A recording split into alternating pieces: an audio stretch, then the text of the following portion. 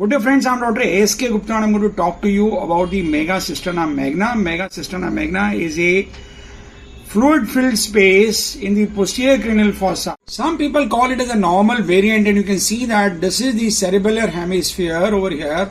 This is another cerebellar hemisphere and this is the vermis. And over here you can see this is the fourth ventricle.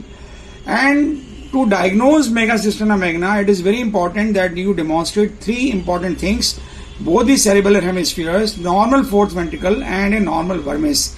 In case the vermis is not well visualized, it means we might be dealing with a Dandy-Walker syndrome. Normally the width of the cisterna magna is not more than 10 millimeters, but in case it is more than 10 millimeters, we call it as a mega cisterna magna. Here the width of the mega cisterna magna in this case is 14 millimeters to 15 millimeters. So usually it is said that there is no follow-up is required and it is a normal variant, but the ultrasoundologist is supposed to report the finding.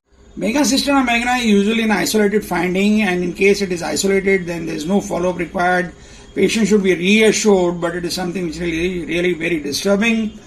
And the other diagnosis which should be kept in the differential is the arachnoid cyst or the epidermoid cyst, which might be slightly difficult to diagnose, but the main important differential diagnosis is the Blake pouch cyst. But the Blake pouch cyst, as I said, will show a keyhole structure over here and associated hydrocephalus.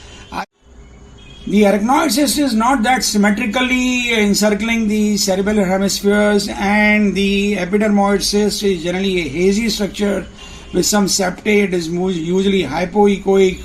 But the Blake pouch cyst is absolutely anechoic, but it has a keyhole appearance and associated hydrocephalus.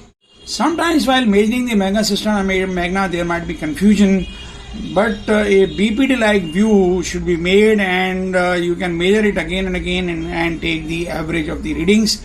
But a view in which the cerebellar hemispheres are seen, the nuchal fold is seen, and the cisterna magna is seen could be a correct view, as in this case. Sometimes there may be confusion whether it is really mega cisterna magna or not, but here there is no confusion because the CSF is extending the subarachnoid space around the cerebellar hemisphere. I hope we have been able to demonstrate a good case of mega cisterna magna.